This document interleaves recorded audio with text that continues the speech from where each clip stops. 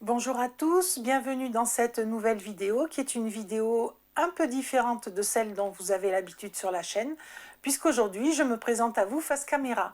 Ce qui est inhabituel, je ne l'ai encore jamais fait, et ce qui peut-être ne se renouvellera pas, nous verrons. Parce que c'est un effort pour moi de faire ce genre d'exercice. Mais je me prête au jeu parce que je sais qu'il y en a qui aimeraient savoir qui se cache derrière la voix.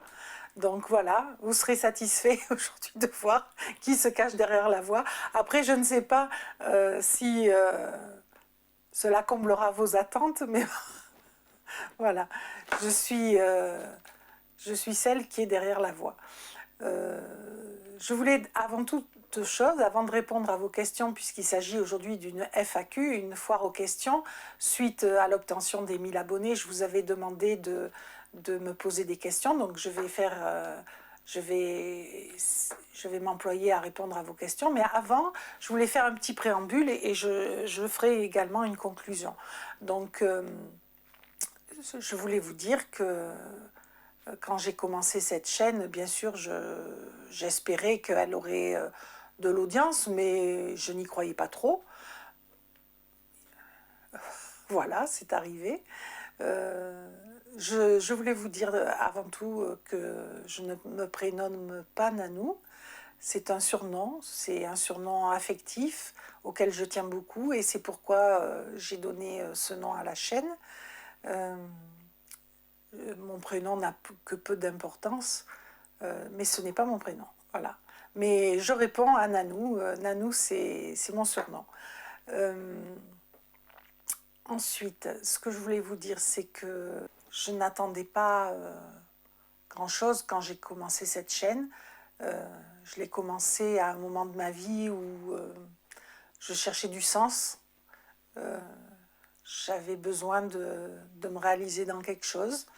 Et mon mari me parlait depuis un petit moment déjà, depuis quelques mois, de faire une chaîne, pourquoi pas, de montrer mes petites astuces cuisine, etc. Et je n'y pensais pas, hein. Je me disais non, non, c'est pas pour moi, c'est compliqué. Et alors ça, c'est vrai que c'est compliqué. Voilà, hein, c'était pas dans mon idée du tout. Et puis des choses sont produites dans ma vie qui ont fait que je me suis dit, bien si, je vais le faire. Donc ça va déjà répondre à des questions que j'ai eues. Pourquoi j'ai créé cette chaîne? Eh bien, j'ai créé cette chaîne pour plusieurs raisons. Donc mon mari m'y poussait. J'avais besoin de sens, de donner du sens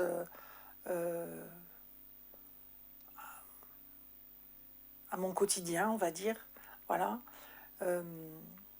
J'avais envie aussi de transmettre. J'avais besoin de transmettre. Mes enfants sont partis trop tôt à mon goût de la maison. Et donc, je suis restée sur ma faim au niveau de la transmission. Et j'avais besoin de leur transmettre encore des choses. Et je me suis dit, les vidéos pourraient être un bon moyen aussi de les atteindre eux. Et c'est avant tout pour cette raison que j'ai créé la chaîne. Je m'adressais au début, au moins, je m'adressais à mes enfants. Et je leur donnais mes astuces, voilà.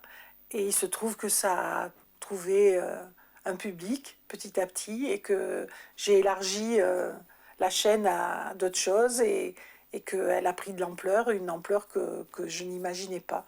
Même si, faut être raisonnable, même si c'est énorme, 1000 abonnés en 6 mois, ça reste encore une très petite chaîne, voilà. Et peut-être que ça le restera, qu'on restera entre nous. Voilà, donc le but de la chaîne, c'est d'aider les gens dans leur quotidien à dépenser moins, à mieux gérer leur budget, à s'en sortir avec plus facilement avec ce qu'ils ont. Voilà. Au départ, c'est au moins c'était mon objectif.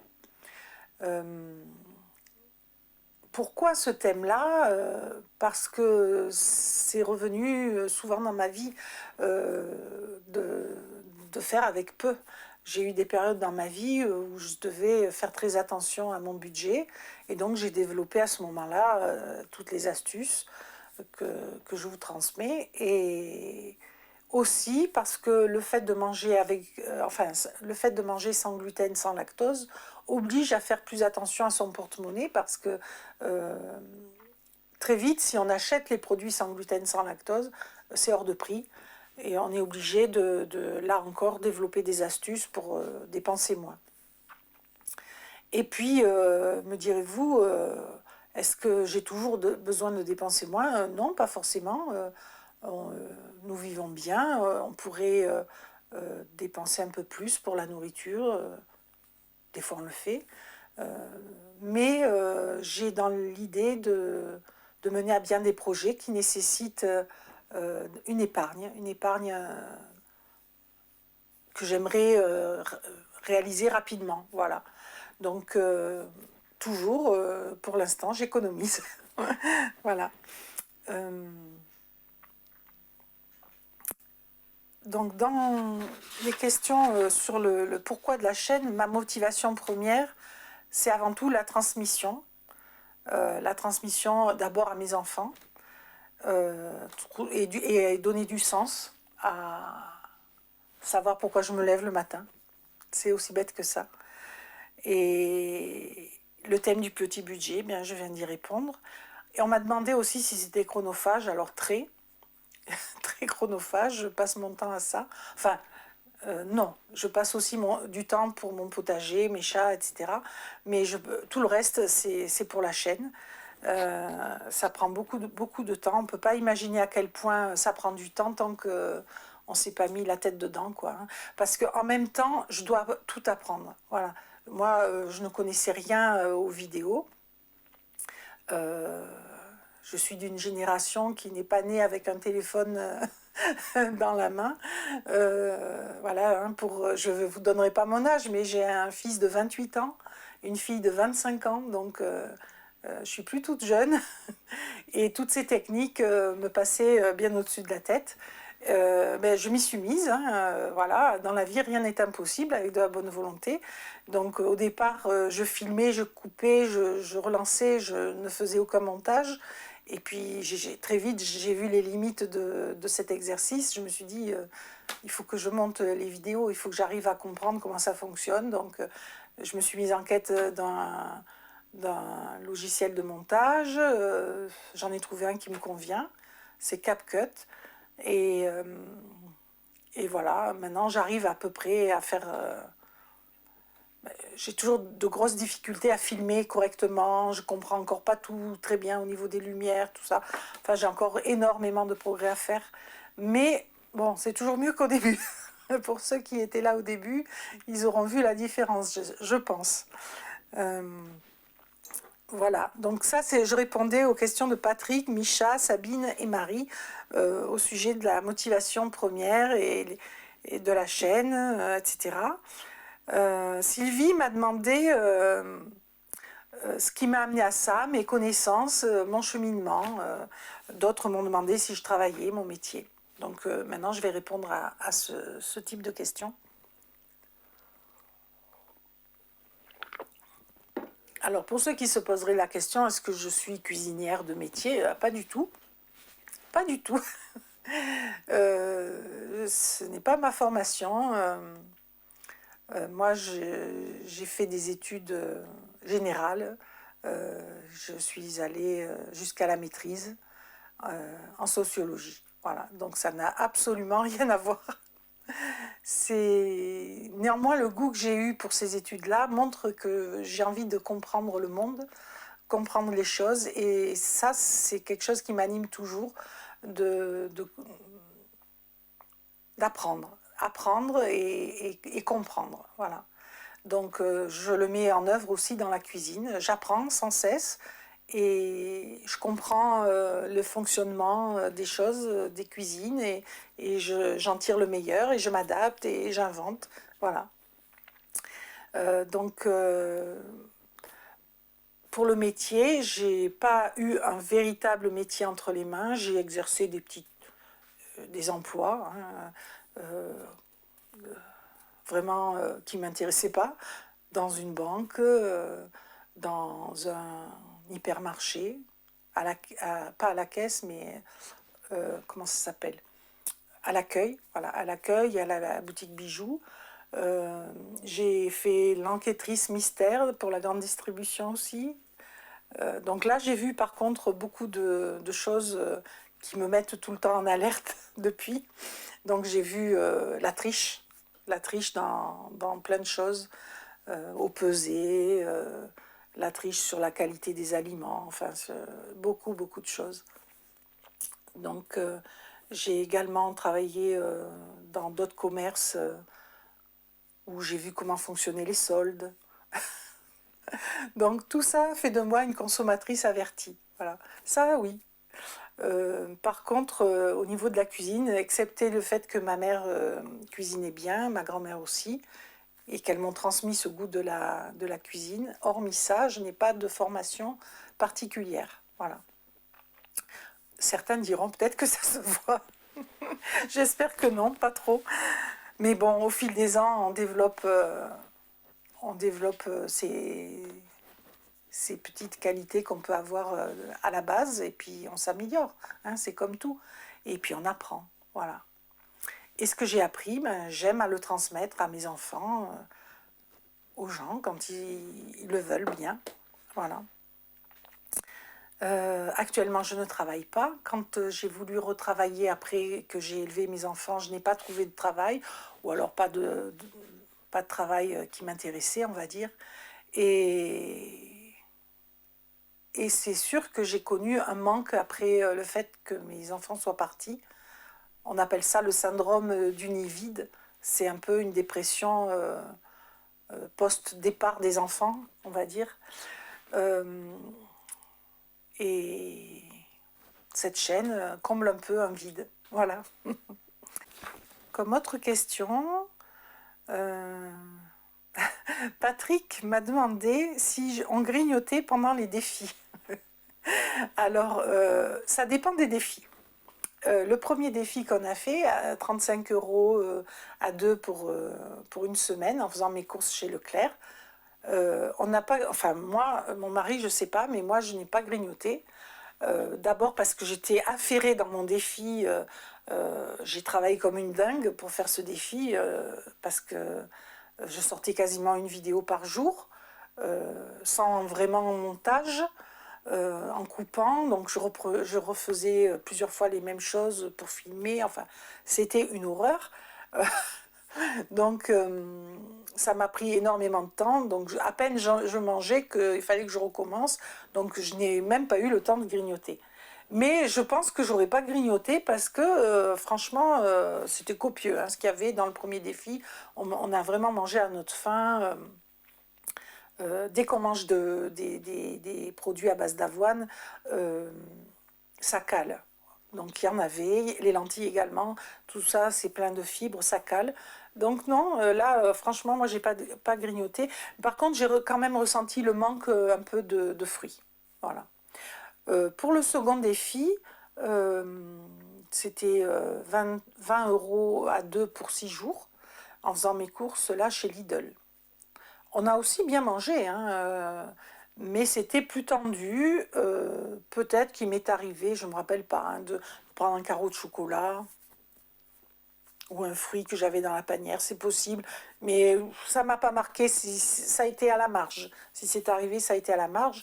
Par contre, peut-être que mon mari, lui, ça lui est arrivé. Je ne l'ai pas contrôlé, hein. Voilà. Le dernier défi a été le plus difficile. Mais heureusement, il a duré que 3 jours et demi. Donc celui-là, c'était vraiment tendu. Il y avait peu de produits différents, donc c'était difficile. Et donc ça montre aussi que ces défis sont des défis. Même si dans l'absolu, on peut les reproduire et manger comme ça, hein, y a pas de souci, on peut, puisqu'on l'a fait, on peut. Sur la durée, ça devient pénible de toujours autant cuisiner, parce que ça nécessite quand même pas mal de cuisine, euh, et un manque de variété dans les plats. Même s'ils sont bons gustativement, le fait qu'il y ait un manque de variété dans les aliments, ça, sur la durée, c'est pénible, quoi.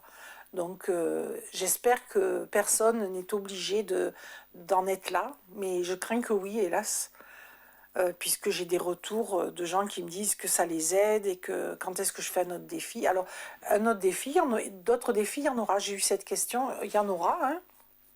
J'en ferai d'autres. Mais je pense que le prochain défi, ce sera avec un budget un peu plus important, du genre 50 euros à deux pour la semaine, ce qui est beaucoup par rapport aux défis qu'on a fait jusque-là, et peu pour la plupart des gens, parce que la plupart des gens dépensent beaucoup plus que 50 euros par semaine. Voilà. Ensuite, comme question, j'ai eu une question de Silou qui me demande quel type de cuisine j'aime et j'aime m'inspirer.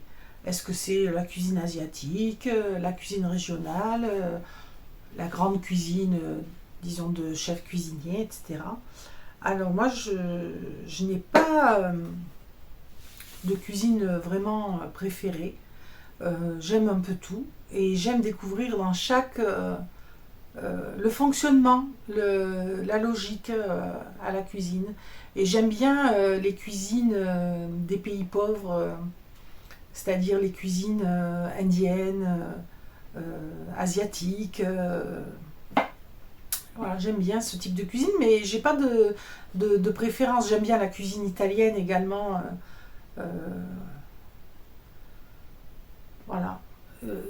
Finalement, la cuisine française, je l'aime bien, mais c'est une cuisine déjà plus élaborée, avec des produits plus riches, beaucoup plus de viande, etc. Et elle est excellente, hein, mais c'est peut-être celle dont je m'inspire le moins. Voilà. Et j'aime pas trop la nouvelle cuisine, j'aime pas trop la cuisine entre guillemets grand chef. C'est pour moi, il y a rarement le compte dans l'assiette. Voilà. Mais j'aime voir comment ils font, hein. J'aime voir comment ils procèdent, hein, mais c'est peut-être de toutes celles qui me branchent le moins, on va dire.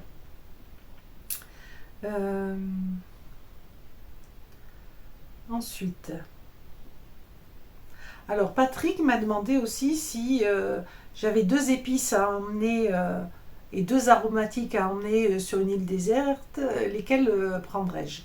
Alors, 2 aromatiques, je ne sais pas si il autorise l'ail, le gingembre, mais j'aurais bien envie de prendre ces deux-là parce que c'est très bon pour la santé, en plus de donner beaucoup de saveur au plat. L'ail, c'est un indispensable, hein. L'oignon aussi, mais peut-être encore plus l'ail pour ses vertus. Euh, L'ail a des vertus fongicides, euh, comment dire, antibiotiques, des vertus antivirus, voilà. L'ail, c'est excellent pour la santé, et le gingembre aussi, et en plus c'est anti-inflammatoire. Ce sont vraiment de superbes aliments, donc, et puis très très savoureux. Peut-être ces deux-là. Et sinon, en épices, on va dire poudre, je prendrai du paprika fumé. Vous m'envoyez en mettre beaucoup, j'aime beaucoup. De la coriandre en poudre. Voilà, c'est deux épices que j'aime beaucoup aussi. En herbe, peut-être de l'origan, peut-être du basilic. Ah, j'aime bien la menthe aussi. C'est très difficile. Ça serait dans ces trois-là.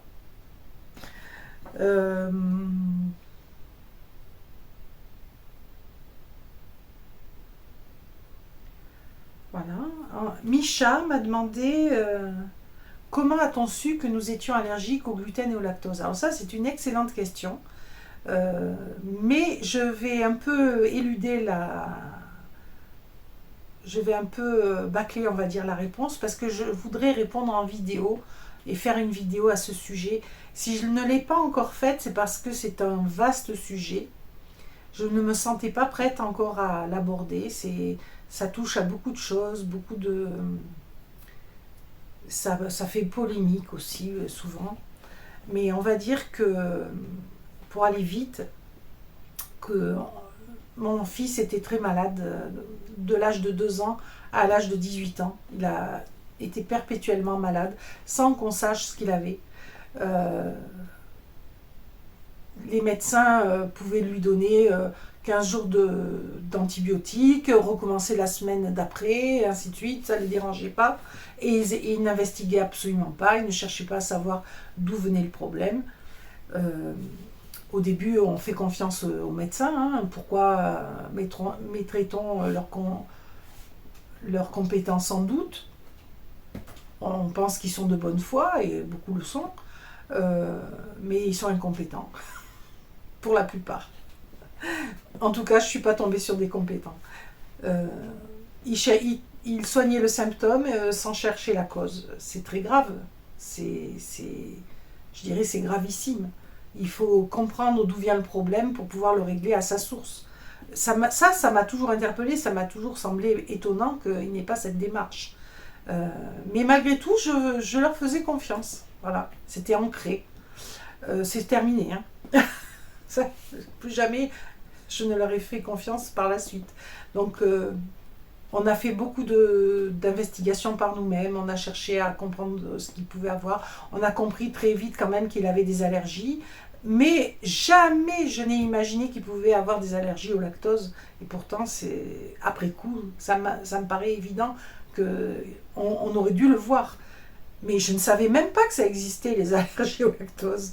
Pour moi, le lait, c'était naturel et je ne pouvais pas imaginer simplement qu'il puisse être allergique au lactose.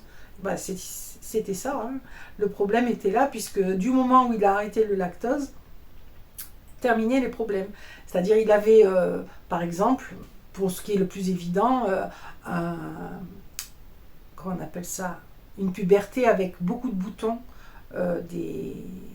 vraiment des gros boutons de partout, rouges, des fois purulents, enfin vraiment une acné sévère, qu'on a essayé de soigner de diverses façons qui n'ont pas été bénéfiques, parce qu'on n'avait encore pas compris d'où ça venait. Du moment où il a arrêté le lactose, au bout d'une semaine, il y avait une très nette régression des boutons. Il n'y en avait plus de nouveaux qui apparaissaient, ceux qui étaient là commençaient à disparaître. Au bout d'un mois, plus rien, une peau de bébé. Voilà. C'est quand même, ça a été spectaculaire. Donc pour mon fils, donc déjà il y a eu ça, mais il y a eu aussi ses allergies.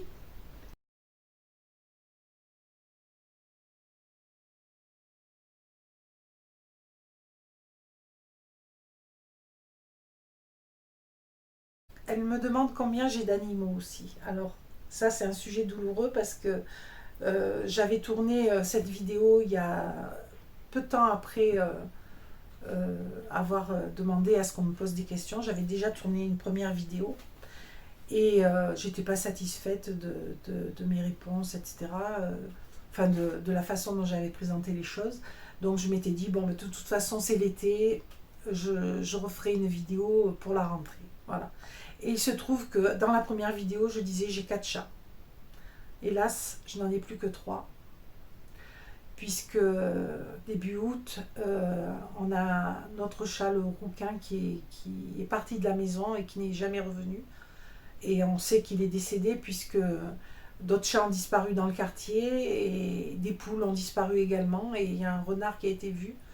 Et un ou plusieurs renards ont chassé, ont tué des chats dans le quartier. Un autre a été trouvé éventré. Voilà. Un voisin a mis une caméra qui se déclenche au mouvement, il a vu un renard aussi. Voilà. Donc, et on pense qu'il a disparu mangé par un renard. Affreux. C'est affreux parce que de tous les chats qu'on avait, c'était le plus jeune. C'était un chat qu'on avait recueilli alors qu'il avait 7 mois. Des gens l'avaient abandonné dans le quartier et il avait forcé ma porte en suivant mes chats. Et plusieurs fois, je l'avais repoussé, je ne le voulais pas. Et puis il était petit, il était fragile. Je me disais, mais qu'est-ce qu'il va devenir si je ne le nourris pas, si je ne m'occupe pas de lui, il va mourir. Il aurait été mangé par les renards déjà à cette époque-là. Et puis je lui ai permis de vivre, je ne sais pas exactement, 6 ans, 7 ans de belle vie avec nous, quoi. Mais la nature a repris son dû. C'est affreux. Affreux parce que vraiment, nous, on s'y attendait pas, hein, forcément, on s'attend jamais à une chose pareille. Et de tous les chats, c'était celui, je pensais que j'aurais le plus longtemps, puisque c'était le plus jeune. Je disais à mon mari, oh ben Rookie, on l'a encore au moins 10 ans, hein, puisque on supposait on l'avait recueilli à 6-7 mois, il devait avoir 7 ans. Voilà, donc on se disait, on a peut-être encore 10 ans. Ah ben non, c'est le premier à partir, voilà. Donc on n'a plus que 3 chats, la fratrie de 3 là, Samy, Poupie et Mary. Voilà, les frères et sœurs. Et Rookie leur manque beaucoup à Samy, il est plus pot de colle avec nous, il s'ennuie. Par contre Mary, elle est contente parce qu'il l'a chassée tout le temps et là, elle revit. Donc voilà, c'est la vie, c'est comme ça, la nature est ainsi faite. Donc je n'ai plus que 3 chats. Alors on m'a demandé, dans un tout autre registre, hein, je change de sujet parce que celui-là est bien trop triste, on m'a demandé si on pouvait faire des ice cream avec d'autres fruits que des bananes et des fraises. Bien sûr, on peut faire avec d'autres fruits, hein. On se sert de la banane comme élément de base et on introduit d'autres fruits en plus petite quantité pour le parfumer la base différemment. On peut en faire avec de la confipote d'abricot, avec de la myrtille, avec... Bien sûr, les fruits rouges s'y prêtent très bien. Peut-être qu'il y a des fruits qui seront moins adaptés. Peut-être qu'il faudra modifier un peu la composition. Mais elle m'a demandé en dehors avec d'autres potagers, de mes chats, etc. Alors Lilou m'a demandé si j'avais un loisir en dehors. Le bricolage, hein, je dirais, je bricole, c'est un loisir aussi. Voilà, le bricolage, la couture un petit peu, mais très peu. Avant ça, j'avais comme loisir le sport. Je pratiquais du sport en salle, je faisais du fitness, de la course à pied. J'y allais très souvent. Tout s'est arrêté au moment du Covid où ils ont fermé les salles, etc. Et depuis, j'ai pas repris. J'ai pas repris parce que je me suis... comment dire, j'ai perdu mes muscles, il faut que je m'y remette, quoi, voilà. Donc petit à petit, j'ai toujours marché quand même, hein, parce que j'ai un marcheur, donc je marche dessus, et puis je marche en forêt avec mon mari, mais comme hobby, on va dire, je n'ai plus le sport, voilà. Mais je l'ai eu à un moment donné, c'était très important. J'ai eu d'autres hobbies dans ma jeunesse, des jeux. J'ai joué à des jeux en ligne, etc.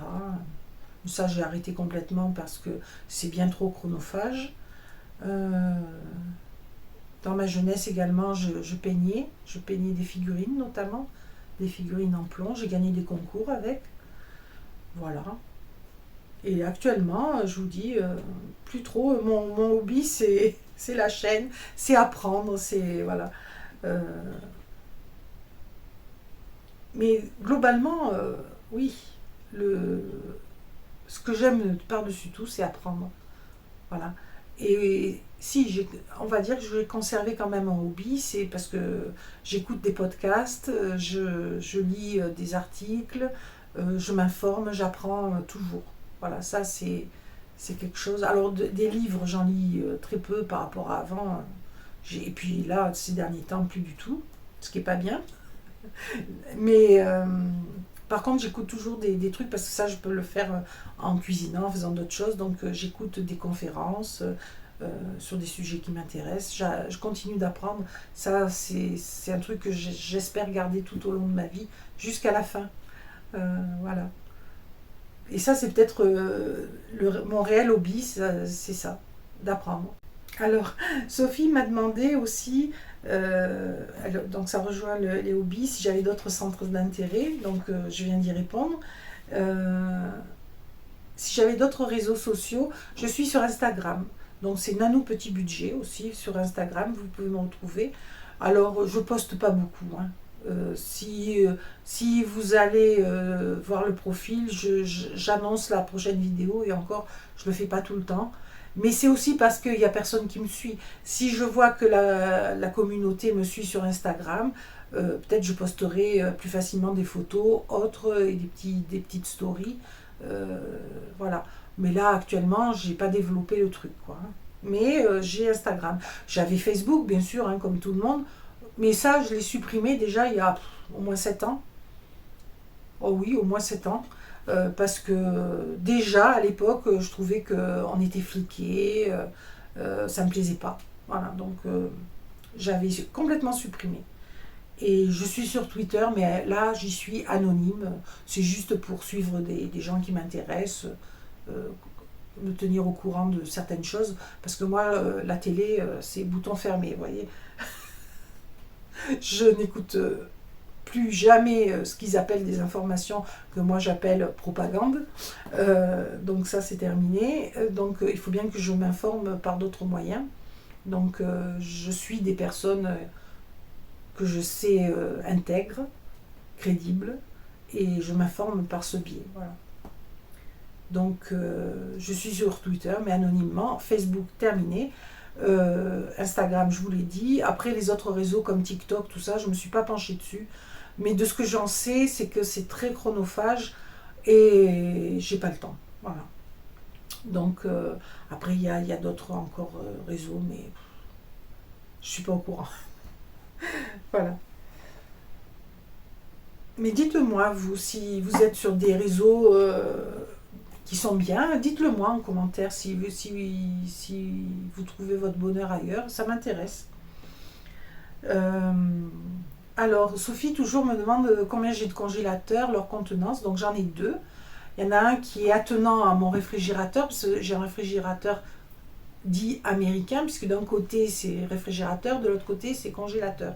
Donc c'est étroit, le congélateur, il est large de 45 cm, on va dire 45-50 cm sur toute la hauteur. Donc voilà, c'est un congélateur comme ça. Alors il n'est pas très commode parce que ce sont des étagères et juste en bas j'ai un coffre. Oui. Et sinon j'ai un petit congélateur, vous savez, qui passe sous les plans de travail, là, qui est dans mon cellier. Donc celui-là, il a 3 tiroirs. Voilà, un petit congélateur à 3 tiroirs, plus un de mon congélateur. Alors la contenance en litres, je ne sais pas, mais voilà, ça vous donne une idée des congélateurs que j'ai. Donc c'est moins grand qu'un grand congélateur coffre, par exemple, là, je pense, entre les deux. Donc c'est aussi pour ça que je suis tout le temps débordée par mon congélateur. Mais là, je suis arrivée à réduire la masse qu'il y a dedans. J'arrive à acheter un peu des légumes surgelés, donc c'est bien. Il faut que je continue. Voilà, donc ça c'était pour répondre à Sophie. Alors elle me demande aussi si j'achète des habits neufs ou d'occasion, si j'ai des astuces petit budget sur d'autres sujets. Alors pour les vêtements, moi je fais pas Vinted, hein, je vous le dis. Pour moi Vinted, il y a eu peut-être un âge d'or au début, mais c'est terminé. Il faut s'inscrire, c'est compliqué. C'est pas pour moi. C'est beaucoup de temps, donc non. Euh, c'est bien pour les gens qui ont beaucoup de turnover dans leurs vêtements. Moi, c'est pas le cas. J'achète peu de vêtements. Quand je les achète, ils me durent longtemps. Euh, ce que je porte là, je l'ai depuis 20 ans, moi. Voilà, je prends soin des choses comme des robots ménagers, etc. Ils me durent des décennies. Et, et ça me suffit. J'ai pas le besoin de changer en permanence. Euh, Après, je peux avoir parfois un achat coup de cœur, mais j'essaye d'être raisonnable. Et souvent, j'ai acheté des choses aussi sur le marché, aux puces, on va dire, mais des beaux articles que, bien sûr, après on lave, voilà. Et des fois des articles de marque, j'ai trouvé de belles choses, hein, voilà. Ça permet quand on a un tout petit budget, ça c'est une astuce que je peux dire, hein, mais qui est connue, c'est d'aller dans les friperies, les marchés aux puces, voilà. Un vêtement, vous l'achetez, vous le lavez, vous le désinfectez si au besoin et il est encore bon. Voilà.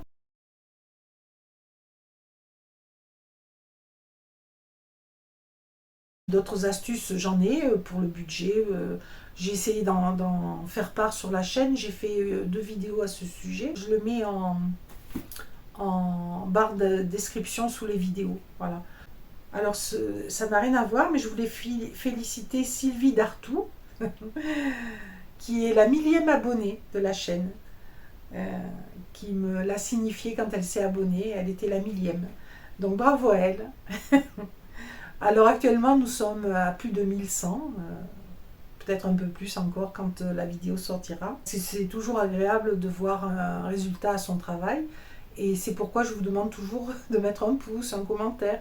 Ça aide au référencement des vidéos, ça permet à d'autres de les connaître, donc d'apprendre des petites astuces, des petites choses qui peuvent aider d'autres gens. Donc faites-le par altruisme.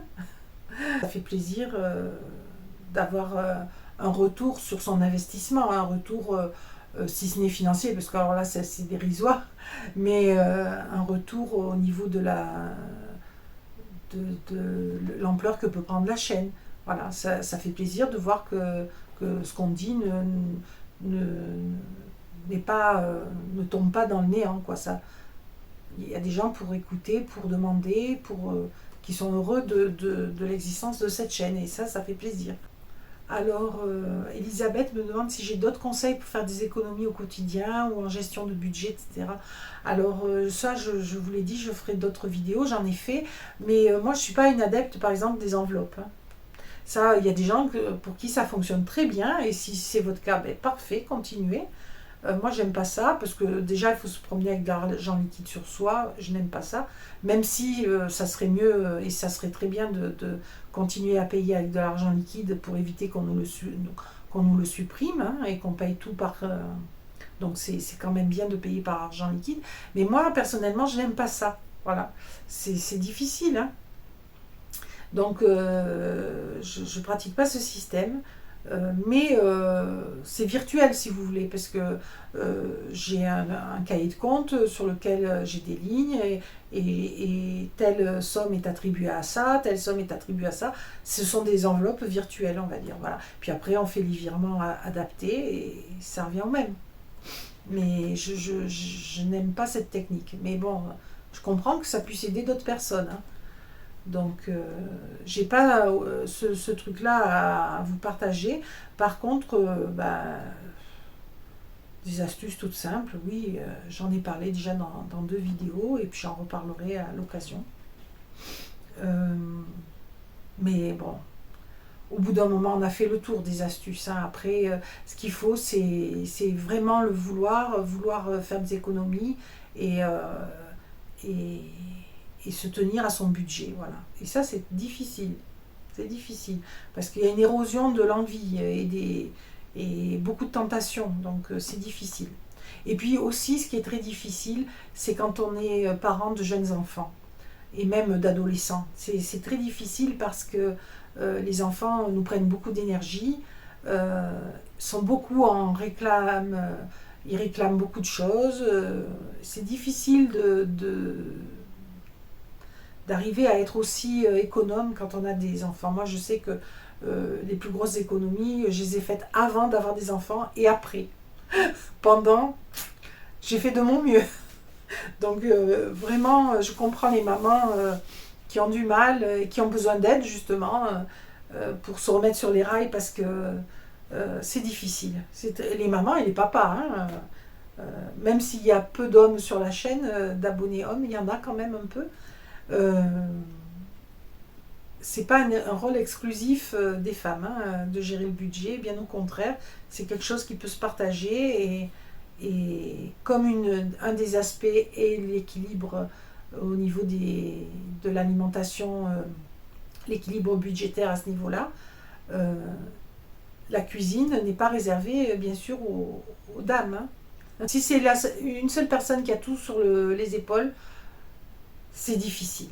C'est très très difficile. Voilà, parce que ça fait vraiment trop de choses à avoir sur les épaules quand on a un travail, quand on doit tenir une maison, un budget, des enfants, les éduquer correctement, tout surveiller.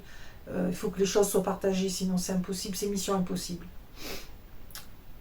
Ou alors, voilà, ou alors il faut ne pas avoir de travail en dehors. Et dans ce cas-là, ça devient un véritable travail que de gérer sa maison, ses enfants, son budget. Moi, c'est ce que j'ai fait. Hein, mon mari se chargeait de ramener la paye à la maison et moi, je la gérais.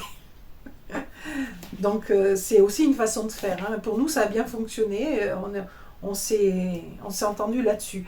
Mais après, suivant les couples et suivant les familles, c'est différent. Mais je comprends qu'il y ait besoin euh, d'un fil conducteur, de quelqu'un qui vous donne des idées de repas quand on est fatigué, qu'on n'a plus les idées claires, etc. Vite, une formule simple, qu'est-ce qu'elle me propose? Voilà.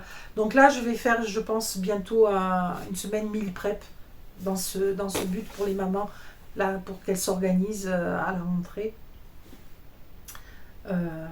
Voilà. Et puis après, plus tard, un défi petit budget, mais je pense au moins à 50 € à deux. Ah oui, alors, j'ai fait le tour des questions, là, je viens de relire. Par contre, je réponds à Jocelyne Régnier qui m'avait mis sous une vidéo qu'elle n'achetait plus les poulets premier prix dans les grandes surfaces parce qu'elle avait vu un reportage sur la 2 sur le poulet du Brésil bourré d'antibiotiques, de ceci, de cela, qu'on retrouvait dans les trucs premier prix. Alors je veux la rassurer, j'ai vérifié, les poulets qu'on peut acheter en premier prix, que ce soit chez Lidl, Aldi, Carrefour Market, Leclerc, viennent de France, sont produits élevés en France. Donc peut-être que c'est pas formidable non plus leurs conditions d'élevage, hein, sûrement, parce que pour tirer les prix comme ça, il doit y avoir une raison. Mais ils ne viennent pas du Brésil, voilà. Donc déjà, ça, je peux lui lever ce doute, j'ai vérifié, il n'y a vraiment aucun problème là-dessus. Voilà, je voulais lui dire. Donc moi personnellement, j'en ai mangé de ces poulets premier prix. Je les ai trouvés bons. Au goût, ils sont bons. Après, pour le bien-être animal, ça ne doit pas être ça. Et pour ce qui est de la qualité, forcément, ils rognent sur quelque chose. Hein, pour tirer des prix comme ça par rapport aux autres. Voilà. Après, le fait d'acheter en grande quantité aussi, d'avoir des centrales d'achat, ça leur permet de faire baisser les prix. Peut-être qu'ils les vendent à prix coûtant pour faire un produit d'appel qui fait venir les gens dans leur magasin aussi. Donc c'est pas forcément de la mauvaise qualité. En tout cas, moi j'ai pas trouvé au niveau du goût que ça se retrouvait. Vous savez, il y a eu une époque où on parlait des poulets, à peine vous tiriez sur une patte, tous détachés, tous, c'était les poulets élevés en batterie qu'on appelait à l'époque. J'ai pas retrouvé ça dans ces poulets-là. Ils étaient bons au goût, ils se détachaient pas, ils étaient fermes, voilà. Donc, moi, pour ce que j'en sais, ces poulets-là ne sont pas mauvais. Maintenant, c'est possible qu'ils le soient, hein, voilà. Mais en tout cas, ils viennent pas du Brésil. Voilà, en tout cas, si on a le choix entre rien manger et manger ses poulets, il vaut mieux quand même manger ses poulets, voilà. Sauf si, bien sûr, on est végétarien, vegan, etc. Hein. Pour ce qui est de la chaîne, je voulais vous parler de la chaîne.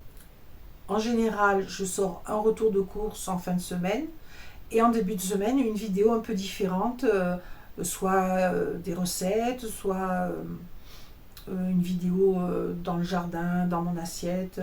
Là, dernièrement, j'ai fait une vidéo sur l'aménagement de ma terrasse, une vidéo qui a très bien marché, contre toute attente, hein, parce que je me disais, ce type de vidéo, maintenant, ça ne marchera pas, vu que c'est pas le moment où les gens font leur terrasse, hein, c'est le moment où ils préparent la rentrée, bah, visiblement, ça a quand même intéressé. Donc, bah, c'est tant mieux. Hein. Donc, vous voyez, voilà, je peux faire ce type de vidéo aussi une fois de temps en temps, si ça vous intéresse. Dites-moi, les abonnés, si ça vous a intéressé, si vous en voulez encore. Ça m'intéresse de savoir aussi le genre de vidéo qui vous plaît le plus. Je sais que les défis, ça, il y a une attente sur les défis, mais bon, ça, vous comprendrez que vu le travail que ça demande, je ne peux pas en faire trop souvent, mais j'en ferai au moins 3 ou 4 par an, je pense. Voilà. Mais pas une plus grande fréquence, hein, je pense pas. Par contre, je ferai peut-être un peu plus de batch cooking, de meal prep, voilà. Euh, voilà, donc dites-moi les vidéos. Alors, moi j'ai aussi en préparation depuis longtemps, j'ai filmé des trucs de bricolage que je fais.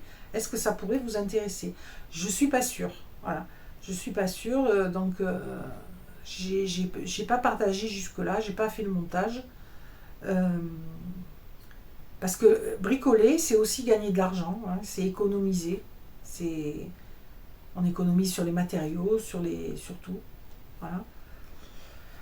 Euh, Au départ de la chaîne, j'envisageais de montrer ce que je pouvais faire à tous les niveaux qui me permettait de gagner de l'argent. Donc le bricolage en faisait partie. Euh, le jardinage, le bricolage, les aménagements qu'on fait par nous-mêmes, voilà, toutes sortes de choses. Est-ce que des vidéos sur l'autonomie, sur les panneaux solaires, je ne sais pas, hein. Après, moi, au niveau technique, j'aurais du mal et mon mari ne voudra pas se montrer, donc il faudra que ça se fasse qui me fasse le retour et que je fasse le retour, donc c'est pas évident, hein, comme vidéo, donc je ne garantis pas de pouvoir en faire. Mais déjà, savoir si ça pourrait vous intéresser. Dites-moi également si les vidéos façon podcast, ça vous intéresse. J'en ai fait une aussi qui a très bien marché, c'est mes indispensables pour tenir un petit budget en cuisine, quoi. Euh, Moi, j'ai fait cette vidéo un jour comme ça, d'une traite, en me disant c'est qu'une compilation de tout ce que je leur dis depuis 6 mois. Mais finalement, ça a eu du succès parce que ça remettait en mémoire tout ce dont je parlais sur la chaîne depuis 6 mois. Et ça a eu du succès. Ben, c'est sûr qu'il y a des gens qui n'ont pas vu les vidéos depuis le début, etc. Donc ça a marché. Donc, et je l'avais fait sur un mode de podcast. C'est un truc, parce que c'est long quand même, ça dure 1 heure. Vous le mettez dans vos oreilles et puis vous cuisinez ou vous allez dans votre jardin et voilà. Et je trouve que c'est bien pour les gens qui ont peu de temps ce type de vidéo. Moi j'aime bien ce type de choses. Donc dites-moi si ça peut vous intéresser. Des vidéos façon podcast, on va dire. Euh, voilà. Après, sinon, ce sont des vidéos qu'on peut faire face cam, mais j'aime pas ça. Alors peut-être je le referai, mais bon, occasionnellement pour des sujets euh, qui le nécessiteront. Mais voilà, maintenant vous savez à quoi je ressemble. Je sais pas si vous avez gagné grand-chose, mais peut-être que je le referai plus, je sais pas. Je sais pas. Il y a une citation qui dit on ne sort de l'anonymat qu'à son désavantage ou quelque chose comme ça. Enfin, je ne sais plus exactement. On ne sort de l'ambiguïté que à son détriment. Voilà. Donc, des fois, il vaut mieux rester en dehors et proposer ce qu'on a à proposer plutôt que de se montrer. Voilà. En tout cas, je vous dis, prenez soin de vous, passez une très bonne semaine. Euh, Bonne rentrée pour tous ceux qui ont des enfants. Bon courage, je me souviens de ce que c'est. Et à très bientôt dans une prochaine vidéo. Au revoir.